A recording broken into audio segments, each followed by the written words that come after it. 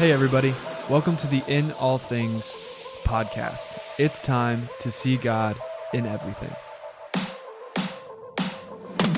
Hello everybody, welcome to a brand new episode of the In All Things podcast. My name is Mitch Frost and I'm here with Pastor Steve Markle. How are you feeling today? I'm feeling pretty good. How about you?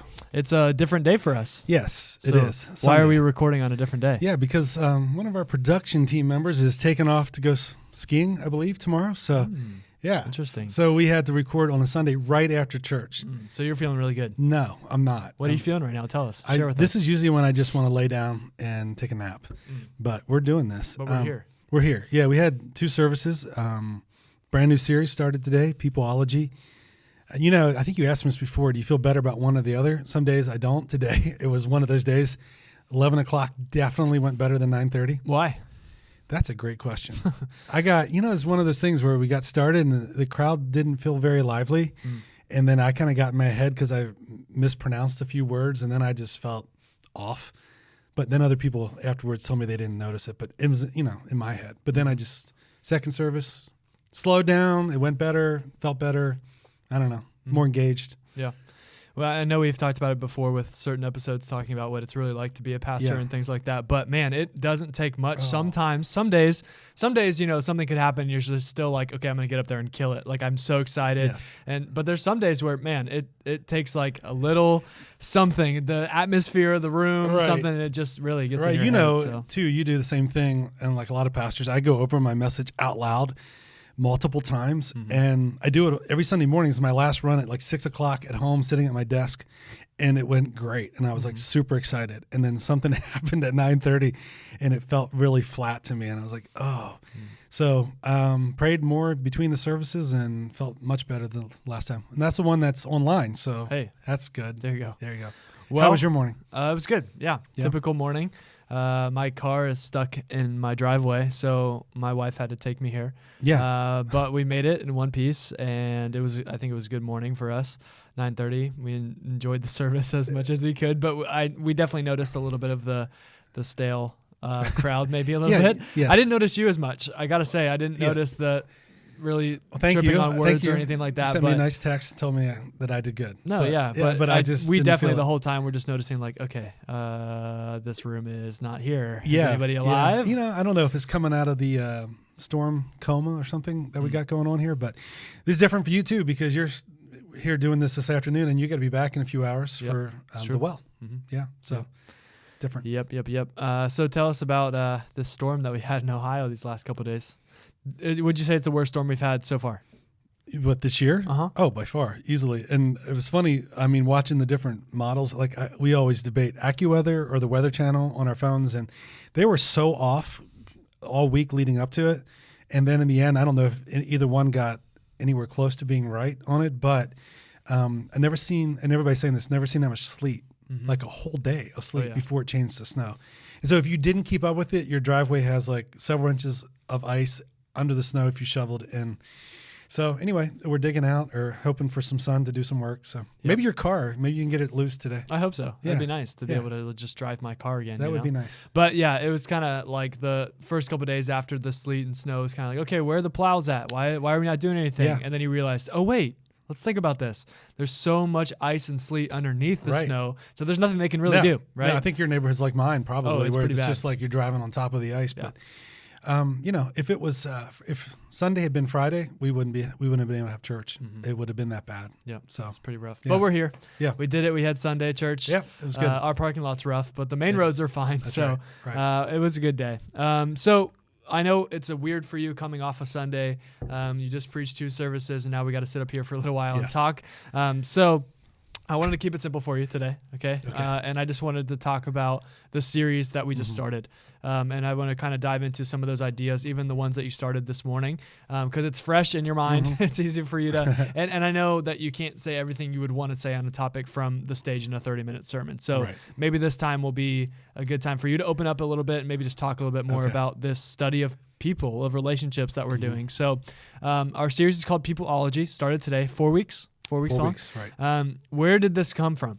Let's go back there. When you started to think about February, started to think about what you wanted to do, how did this idea develop? Because I feel like even just from a name and a idea maybe standpoint, this is a really good one that we've had in the last couple months. So I'm excited for it. The bumper video is awesome. Got a lot of praise. Yes. If you were only online, you didn't see it in person. Right. There's 2 different bumper videos if you're watching online. So you need to be here sometime this month. But so, a lot of times in February, we like to do a series on relationships and kind of an annual thing, a month of that. And I look back, and a lot of times we do a series that'll be very much focused on like husband, wife, dating, those type of things. But this, we wanted to do that covered all relationships, all different types of relationships. So we started getting into it, and I started looking at it. I've never really preached a series just about like what Jesus did, what he modeled, and what he taught.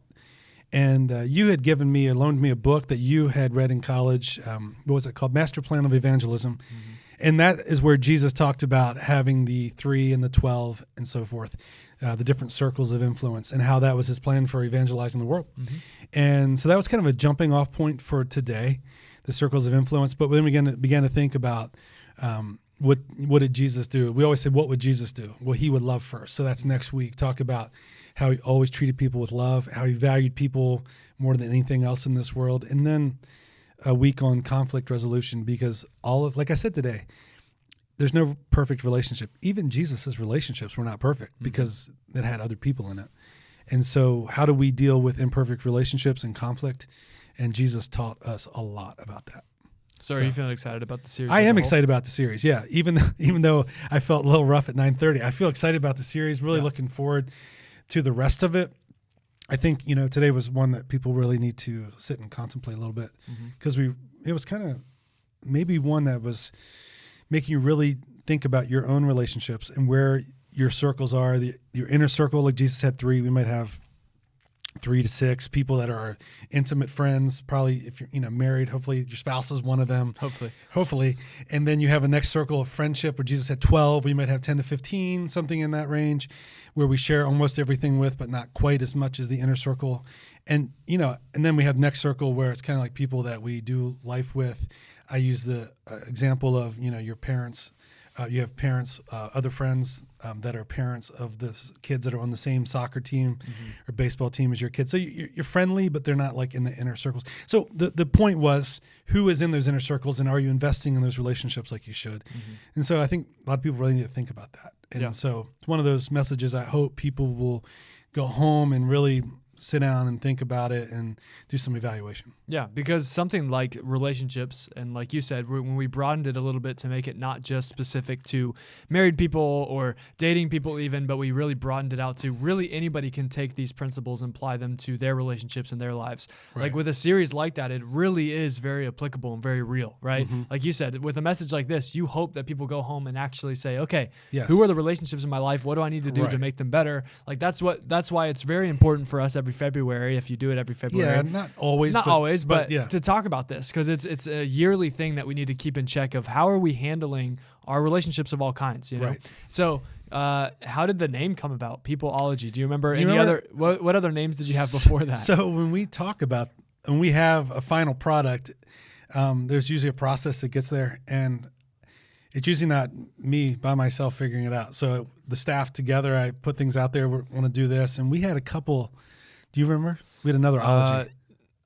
We had loveology, peopleology, and there was maybe relationology. I don't know. Well, that's what we got to ology means the study of. Right. So, right. So yeah. So I think we got to people because we didn't want it to seem like we're just talking about like boyfriend, girlfriend, husband, wife, love. Yeah. Right. Yeah. And then I think at one point before that, your relationship, the series was Jesus on relationships or something. Oh yeah. Yeah. I did a sermon on that like 12 years ago. And that's where I got that. Jesus on relationships. Yeah, it sounds kind of boring. But hey, we workshopped it and we made it kind of like this very cool. Peopleology, this study of people, study of relationships. So I'm very excited. I'm pretty pumped to see where it goes. Are you doing something with relationships in the well with your students? Yeah, we are. We're doing a series called Equations. And so each week's going to be like tonight is addition, next week's multiplication, week after that is division, last week is subtraction. Okay. And I don't like math, so this is, I'm really stretching myself here. But we're just going to talk about our relationships and how our relationships are a lot like equations. What you add to them, what you subtract from them, that's going to equal something different. And so each week we're going to have, like tonight's going to be addition.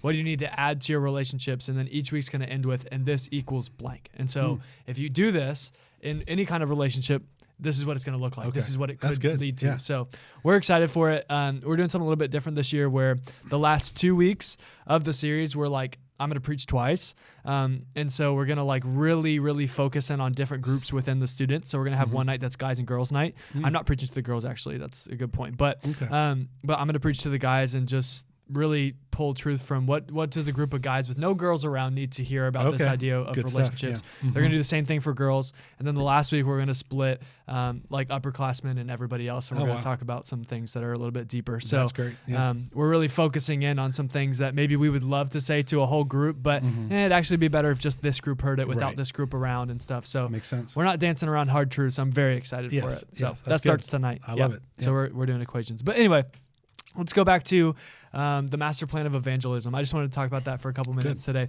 and kind of my experience and story with that book, because it really changed a lot of things for me. And as we started to develop this series, I remember you were kind of thinking through it, and we came up with this idea of Peopleology and what it was going to be.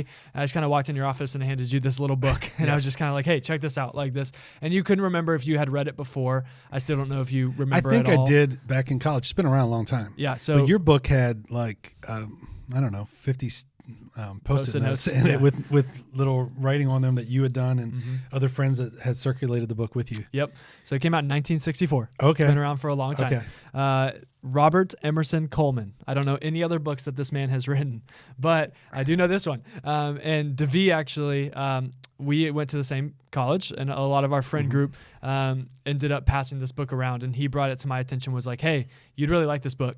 And I devoured it. I finished it in like a day and a half. I mean, it is small, but man, I loved it. It was something that really changed a lot of my viewpoints on how Jesus was intentional. Like you said a lot of times in your message today, he was intentional about how he handled relationships, and his reason for that was because it allowed him to evangelize the world. Like you said today, I loved the point that you had this morning of, because of his structure and his paradigm, his design for relationships. If you look at the book of Acts, which is those people that he was discipling and walking with, they changed the face of the world. Like it went on to be this global movement that is Christianity. It's the reason why it's what we're here right today. Now. Like, and obviously that came from Jesus himself, the Son of God, all those things. But his design and his intention and his relationships just grew and spread and like wildfire and became this big movement. So it's pretty awesome to look at the way that he did it. But anyway, just going back to my story and experience with this book, DeVee and I met each other and started talking about struggles and things, if you will. Yeah. And one thing that I've always struggled with and always kind of battled in my own life is I'm a people pleaser. You know this, and you are too as well. Yes. But I was at this place in high school especially, but I was doing the same thing in college without realizing it, where I wanted to have as many friends as I could, right? Not for the sake of popularity or anything like that, really, but just because I wanted to have a lot of friends and know a lot of people and be around a lot of people. It's just, I'm an extrovert. I like it. And so, but what happened to me, it was like a vicious cycle, is I would give so much of myself to so many different people that not a lot of people in my life were actually getting anything, like nothing worth anything, right? Because I was so spread thin and so many people were my best friend, quote unquote, that I didn't actually have anybody close to me, really. And so that's really dangerous. That's not a healthy place to live or way to be. And so I really struggled with that in high school, but I didn't know how to describe it. I didn't know what I was doing to myself. Went to college, hey, fresh start, new people, was doing the same thing. And me and DeVee had multiple conversations about me feeling this way and starting to realize, like, okay, this is a problem. I should have some people closer to me and some people that are not as close to me, and that's okay. And then he kind of said, okay, check this out. And it just shifted a lot of my kind of view on relationships and friendships and influence even, and just the circles of influence that you talked about. So I don't know if you have a similar story or any experiences you can think of, but for me, reading this book and seeing, wow, Jesus actually had the 3, the 12, the 1, like he had these different levels and these different people groups within his life that not allowed him to be healthier. He was healthy, he was perfect, but it's an amazing example to follow. Yeah, so. I think as a model, I don't think he wasn't influenced by them so much. We talked about that, but they changed his course of what he was doing because he had these people in his life. But I think, I don't know, I don't want to pick on your generation, but I think this best friend thing, when I was growing up, I didn't call everybody my best friend. I had a best friend. I can think of periods in my life where it was this guy Mike, and then it was Greg, and then it was Bill, and then it was Darren. I mean, I had different people at different times. But sometimes you could have multiple, but this idea of everybody, like I laugh sometimes, they're my best friend. Like, how can you have 12 best friends? Right. You can't. I get it. I get what people don't want to single people out, but I guess you find out when you get married who really are your best friends by what order you put them in your wedding. But anyway, truth being, I think you made an excellent point, which I tried to make this morning, is that you should spend the best of your time and the largest percentage of your time with the relationships that matter the most, and not spread yourself so thin. Yeah. And I think that's just one of those things that, I mean, I like to be, like on Sunday morning, one of my goals is to talk to as many people as possible, because this is the one shot I get with the whole church. And I've said to the staff many times, we shouldn't be standing around talking to each other on Sunday morning. I mean, unless it's early before nobody's there, we should be talking to as many different people as we can. But the thing is, I'm not going to be friends with all of them, and I'm not going to share personal, intimate details of my life with everybody. And we have to have people that we can go to, that we can trust, that are building into us and we're building into them. That was one of the things I talked about today too, is like, and I know this is one of the things that maybe got you to the point of frustration is you realize that people just want to be your friend for what they can get from you, not as much as what they're giving to you. Right. And you can tell when you're in those relationships, right?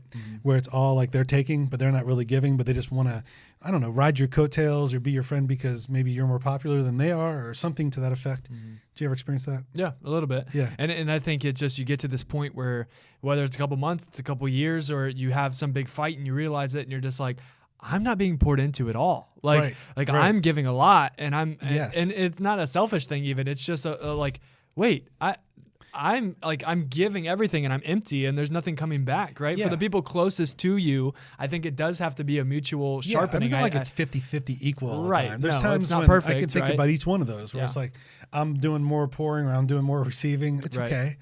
But you know when you're in a relationship that just isn't profitable. Which is so hard to come to that realization. Yes. It's so hard to come to that realization with friends that maybe you did grow up with, or a relationship, dating, marriage that you've had, and you're like, oh, shoot.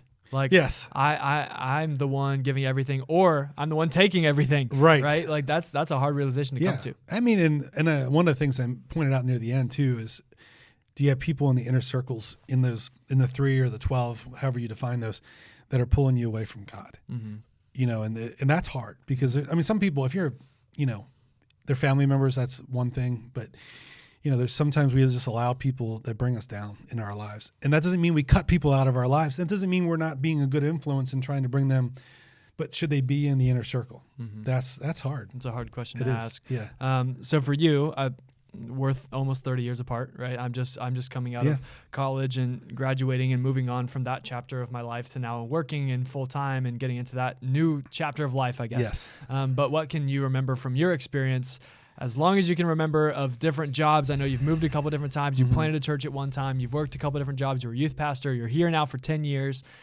What do you remember of this kind of ebb and flow of relationships coming and going, your inner circle? How has that changed? How have you had this moment of realizing, like, man, I'm giving myself to too many people? Do you have any stories or things like that? All along, I've had people that have been in that inner circle, and it has obviously changed if you move locations and people move. That, you could stay friends, but people don't stay in the inner circle if you're not together. So, but I look back to my days when I was in your position as a youth pastor. I had 4 years at one church and then 6 at another before I planted a church. And one of the things I got criticized for, in fact, now I remember too, I used Jesus as my excuse, but there was always a group of guys that I poured into more and that I was closer to. Mm-hmm. There were maybe my 3 or 4 at each youth group at each stage until they graduated. Then there'd be some others. And there was always like things in common. We both liked sports, or we liked, similar TV shows or music or whatever it was, had things in common. But I remember there being the next group, like not the 3 or 4, but the 12, the larger, then there would be kids that would be jealous and say things. And sometimes parents would be upset. I remember one time in particular when I was at my first church, a couple years into it, I'm a big Baltimore Orioles baseball fan. I was living in Lynchburg, five hours away, but I wanted to go to an Orioles game and wanted to take a few students with me. And so my wife, Sherry, and I took, I remember Doug and Rick were their names. And we took them and we stayed at my parents' house overnight. It was like awesome for them. It was like the greatest trip for them. And went to an Orioles baseball game and everything. I thought, yeah, this is great. And I got, I'm a great youth pastor, blah, blah, blah. Until I got the message from another parent that said, my kid was really disappointed you didn't ask him to go. Why don't you like him as much? I love their kid. He just wasn't one that I thought to ask that. So when my point is, at times there's going to be people that are hurt that they're not in your circle. And that's just something you got to deal with. So what do you do with that though? Because I think for me, that's a big reason why I held on to this be friends with everybody thing for so long, is because I was so scared of getting an email like that, or even just a text like that of a friend of like, hey, I don't think we had email or text. So they probably just called me on the phone, which is even worse. And I remember, you know what? In that situation, I remember his name, Rob, and he's a great kid. And I remember intentionally trying to spend more time with him. And I sat down. He was like right on that. He would have been the next one I asked to go. And I remember sitting down with him, and I actually told him, sorry I didn't take you on that trip. I really, you're awesome. And I tried to spend more time with him because I felt bad about that, because people pleasing, right? But there wasn't anything. I mean, I get it from a parent perspective. Like, you want your kid to be the one that gets picked or gets chosen for whatever that is in that situation. But yeah, I mean, I think each situation is different. You have to look at it and say, is there some truth in that? Is that person somebody I should invest in? I just needed to be pointed out, or are they just needy and wanting to take as much as they can? Right. Yeah.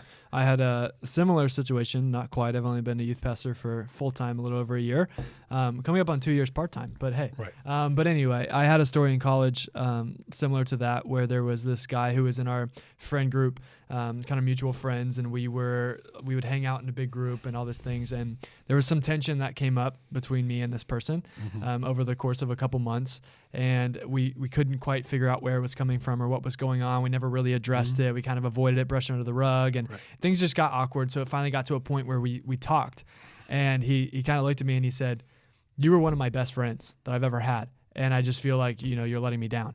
And for me, I didn't know he would ever consider me as one of his best friends, because for me, we were just acquaintances. We were mutual friends. We were hanging out. We were in similar circles, and it like, I got to be honest, like it like shook me. I was like, oh my gosh, like imagine you thinking somebody is your best friend and they don't even think the same way or even know that you're thinking that. Like, did you tell them that? A little bit in a nice way. Like, I had no idea. I didn't like you as much as you liked me. Of course you're going to be hurt because you thought I was your best friend and I didn't know. And so it's just, it can get messy, right? It can be tricky to have this idea of inner circle and outer circle and who's close to you and influencing you and who's not. And people sometimes are going to get hurt, right? There's feelings involved. And like you said, relationships are not perfect. People are not perfect. So this whole conversation of relationships, you got to take that into account of there's emotions and there's people and there's sin, there's falling short. There's all these things on every side of every relationship. So sometimes you're going to have those hard conversations. I mean, the people that are in that, the people that saw our friends video that we did the staff, the 6 of us did this really cool bumper video Divi created. But those are some of my closest friends are the people I work with. And we have so much in common because we have the same goals and we have the same, values for what we want to see accomplished in Sycamore Creek Church. And also some things in common that bond you together, bring you into levels of friendship. But you're right. It is hard. And people judge what you do when you're in the spotlight too. People look at that and think, why them or why not me or all of that. But you can't please everybody. That's not what we're called to do. And that's not one of the things we're going to read as we study what Jesus said in relationships. I don't think he says your goal should be to please everybody. Mm-hmm. Did he please everybody? Probably not. I mean, he got arrested and killed, right? So the Pharisees hated him. Yeah. And he was always being criticized for what he did. Was he criticized for the disciples that he chose? What was their qualifications? Not many. How does being a fisherman qualify you to... Or a tax collector. Or a tax collector that was hated. Right. You think about the people that he chose. Just he hung out with people and spent time with people that other people wouldn't. His nickname, he got the nickname Friend of Sinners, right? Correct. He was the one who would go and hang out and befriend people that society said you should never even talk to or look at, right? Right. So, but they weren't his closest friends, but they were the people he befriended. So there's this balance because you talked about the master plan of evangelism. So, we should have relationships in our lives where we are trying to evangelize people. Mm-hmm. But they should be the ones that are influencing the direction of our lives. Right. Yeah. So this was one thing that I struggle with, and maybe some people listening could push back on. Okay. We're presenting this whole idea that Jesus had this structure for his relationships, right? And he had these close friends, these outer friends of the 12, and then because of that, it went to the crowds and the masses, and it's this whole structure. The book lays it out way better than we could. But some people would push back and say, okay, but he also said the greatest commandment was to love your neighbor as yourself. And then, he kind of goes on to say that your neighbor is everybody and all these things. And so how do those things live in the same world? If we're supposed to love everybody, serve everybody, be kind to everybody, but we're also supposed to have, if we're going to be like Jesus, closer friends and not so close friends, and people closer to us and people. So how do we do both at the same time? What would you say to somebody maybe who thinks that way? Because I've thought that way before.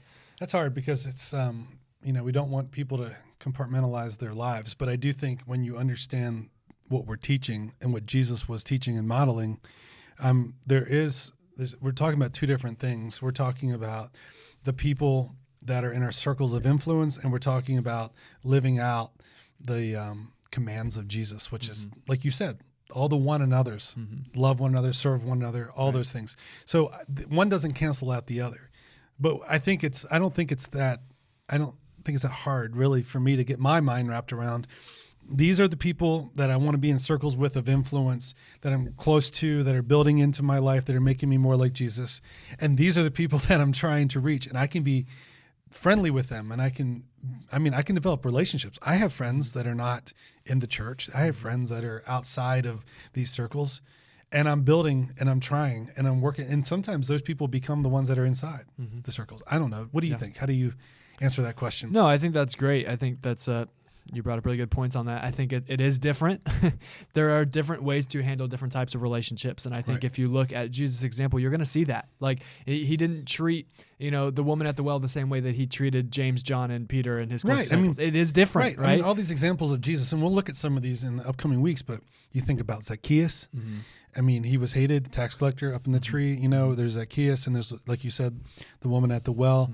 But they didn't become his best friends. Right, but he loved them, and he served them. He served them. He spent time with them, but he didn't have an ongoing friendship with them where they kept hanging out. Right. Yeah. So it's different. It is different.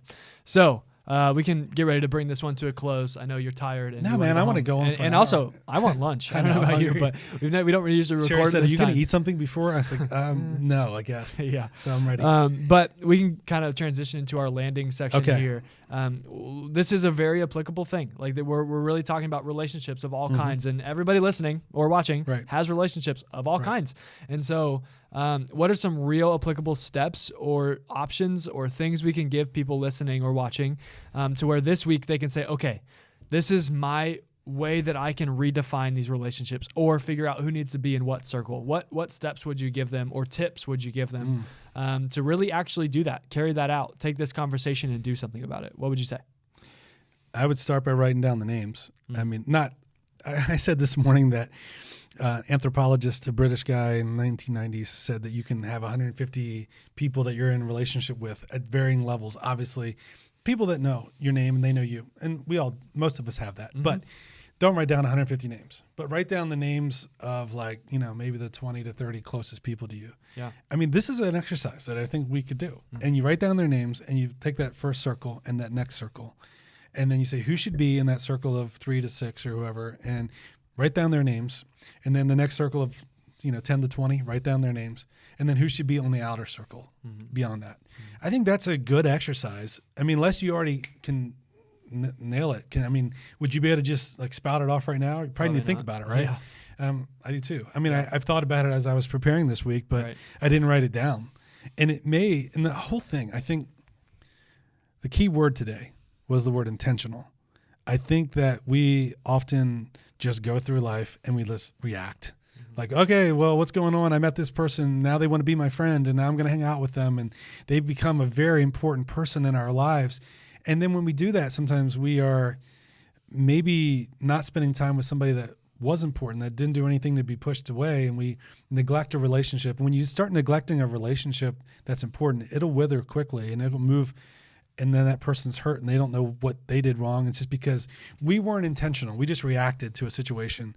So I think if I could, really encourage people, be intentional, like do what you do on purpose, make appointments on purpose. I make appointments with a lot of people. I schedule time with people that want to have time with me to meet with me about getting married or something going on in their life. I'm not a professional counselor, so I don't have ongoing. I can't do that. I can't, but I have, so I'm careful. And people just keep asking. I'm not going to be able to keep giving. Right. You got to be careful with your time, but are you intentionally investing in the ones that matter the most in your life? So I think the word intentional is the word I would like really focus in on. Yeah. Last question I have for you, just because what you're saying, I think brings up a good point. Let's say we do sit down and we kind of map out these circles and these groups of people. What would you say to somebody who's kind of wondering, what do I need to see in somebody in order for them to be in those inner circles? Like, what am I looking for in somebody who not deserves, but somebody who should be close to me, somebody who should be somebody who's encouraging me and supporting me? Like, what kind of maybe characteristics or things about these types of friends am I looking for as I sit down and kind of map out these circles of influence? What would you say to them? Number one, if you are a follower of Christ, then they need to be a follower of Christ. Yeah. And I think we're speaking mostly to people that are listening here. And if they don't have that in common with you, ultimately, they may have other things that are in common. You may like the same sports or movies or whatever, but that's not what's going to change your life. So having the commonality of a relationship with Jesus should be the first thing. And then also, I think something that we even talked about last week in our podcast of people that have, some high standards for morals in their lives, not legalistic people, but people that, like, if you have a high standard and they have a very low standard for what is right and wrong, it's going to be difficult, and you're going to feel like they're pulling you down and you're not able to pull them up. You have to find some common ground. And one of the things I think also for finding those people is common goals and values beyond, obviously, you're a believer. We already established that has to be there, but just some common things in life that make you enjoy time with them. Because I could have somebody that we're both believers and we both have high standards, but we don't like anything the same.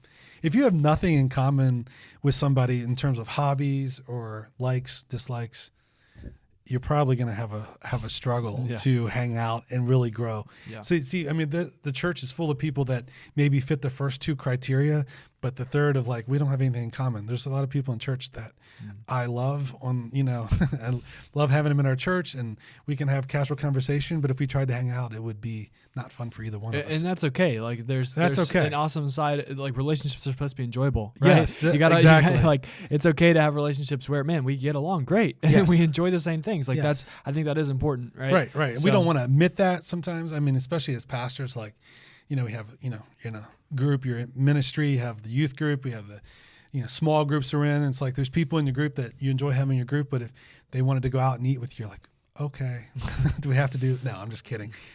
Kind of, right? There's people like that in our lives. Yeah. And I think everybody has We should probably end this before I say something. Maybe. I shouldn't. I'm tired. Yeah. So can God be seen in all relationships? In all things is the thing we always go back to. Yes. Yeah, God works in everything. Because I've learned in my life from the good ones and the bad ones. I think the relationships that have gone sour, that have ended for whatever reason, I can think back to them and I think, man, I learned from that. I learned about myself. I learned what not to do, what to do. There's some things I wish I would have handled better. I was young. I was immature. I can admit that. At the time, I was very prideful about some things, and I look back and I should have been more grateful. I think back to planning a church and the people that poured into that, that adventure with me. And sometimes I think, I got frustrated if people didn't feel like doing it anymore or left. And I was more angry and not thankful for what they did do for me. And I look back and I think, in all things, in every relationship, there's something to learn. In the good ones, in the bad ones. I think that's where God wants us. He works in all things for our good. So we can learn from him. We get better or we can get bitter. Yeah. Hey, there you go. That's a good one. Last closing thought that I have, there's the saying that's been around for a long time that says God loves you too much to let you stay where you are, right? We like to say that and it sounds good and it's true. Yes. But during our one winter student conference, we were talking all about this idea of close relationships, the people close to you, and how doing life with them actually lets you, like, it kind of sets you on fire and has you do your faith better, right? And so we shared that saying of God loves you too much to let you stay where you are, right? And we kind of added this second half of, therefore, godly friends are the same way. Therefore, the people in your life that are good influences are pushing you to be more like Jesus, that should be on your inner circle. They love you too much to let you stay the same way as well. And so as we close, ask yourself that question. The people in my inner circle that I'm close to, they influence me, they shape me.